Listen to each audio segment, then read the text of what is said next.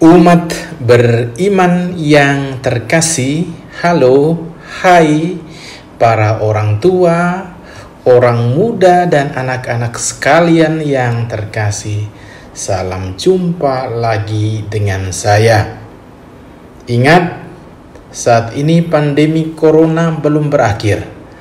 Tetap memperhatikan protokol kesehatan. Memakai masker, mencuci tangan, menjaga jarak aman, menghindari kerumunan, dan makan makanan yang sehat. Jangan lupa like, share, dan subscribe agar dapat mengikuti terus percikan kebijaksanaan SMS spesial malam Sabtu.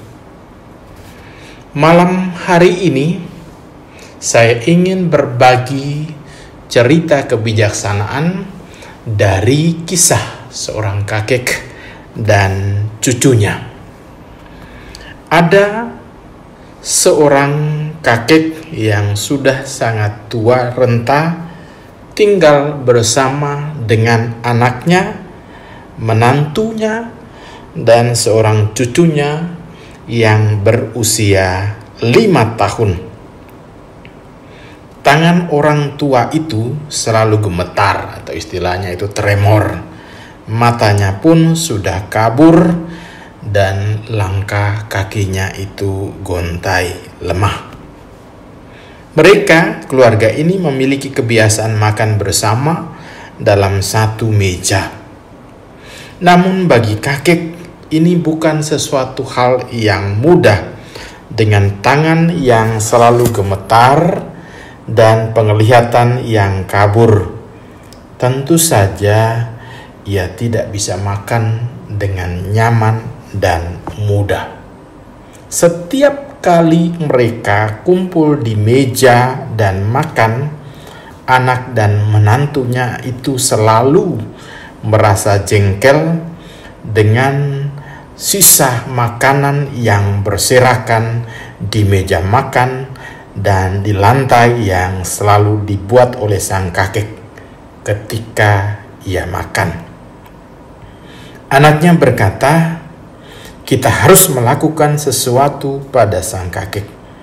Saya sudah jenuh dengan susu yang tertumpah, cara makannya yang berisik, dan makanan yang selalu tercecer di atas meja dan di bawah lantai." Oleh karena itu, suami istri itu sepakat menempatkan sang kakek di sebuah meja kecil yang mereka beli di sudut dan ditaruh di sudut ruangan.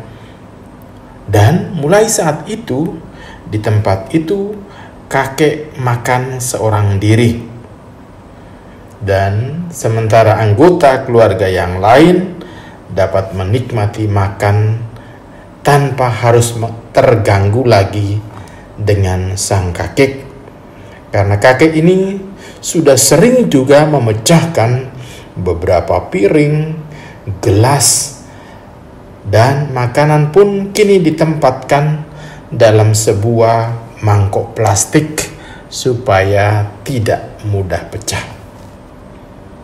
Seringkali pada saat makan, sang kakek meneteskan air mata selagi menyuap makanannya ke dalam mulut seorang diri dalam keningannya.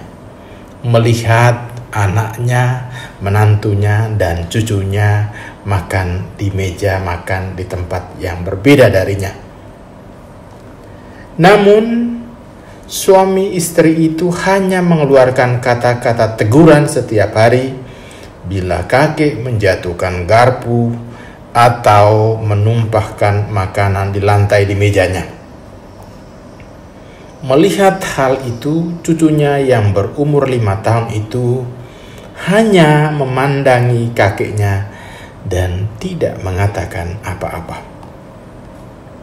Pada suatu malam, sebelum mereka makan, sang ayah itu memperhatikan sang anaknya yang kecil sedang bermain dengan potongan-potongan kayu di lantai. Sang ayah bertanya dengan manis, "Nak, apa yang sedang kau perbuat? Apa yang kau lakukan, sayang?" Dengan suara kecilnya, sang anak itu menjawab, "Oh ayah, saya sedang membuat meja makan dari kayu tempat makan ayah dan ibu bila aku sudah dewasa nanti." Anak berumur 5 tahun itu mengatakan itu sambil tersenyum polos dan melanjutkan pekerjaannya. Para saudara dan saudariku yang terkasih, kata-kata sang anak itu sungguh memukul ayah dan ibunya, sehingga mereka tidak dapat berkata apa-apa lagi. Mereka mulai menyesali apa yang telah mereka perbuat terhadap orang tuanya, terhadap ayahnya, terhadap kakek dari anak itu. Mereka sekarang tahu apa yang patut mereka lakukan. Maka malam itu juga sang putra atau sang anak dari kakek itu menuntun dengan lembut si kakek yang adalah ayahnya sendiri kembali ke meja makan keluarga. Dan sejak saat itu, suami istri itu tidak pernah menegur lagi sang kakek bila ia menjatuhkan garpunya, menumpahkan susu, atau mengotori tapak meja dan lantai. Mereka membersihkannya dengan gembira. Para saudara dan saudariku yang terkasih, dalam hidup kita harus kita sadari anak-anak memiliki kemampuan untuk bisa dengan mengerti sesuatu hal. Mereka punya kemampuan untuk mengamati. Mata mereka itu punya kemampuan untuk mengamati. Telinga mereka untuk mendengar. Dan pikiran mereka langsung memproses sebuah pesan yang mereka tangkap. Itulah anak itu orang tuanya. Apa yang dilakukan oleh orang tuanya itulah yang diikuti. Bila mereka mengamati kita sebagai orang dewasa atau orang tua yang sabar, memberikan kehangatan dan kerukunan kepadanya, mereka akan meniru sikap baik itu untuk sisa hidupnya. Maka sebagai orang tua yang arif dan bijaksana, hendaklah kita sadar bahwa setiap hari orang tua itu menyusun batu-batu bangunan untuk masa depan anak-anaknya. Maka biarlah kita, Anda, para orang tua, menjadi pembangun yang bijaksana, menjadi teladan yang baik bagi putra-putri Anda.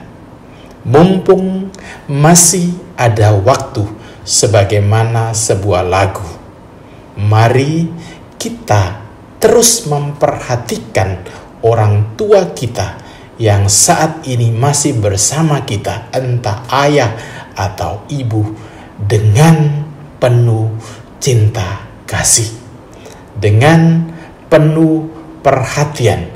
Apapun situasi mereka, jangan pernah tinggalkan mereka, tetapi mari perhatikan, layani, dan penuhi kebutuhan hidup mereka dengan penuh cinta kasih. Tetap semangat, salam sehat, dan jangan lupa bahagia. Tuhan Yesus memberkati kita semua. Amin.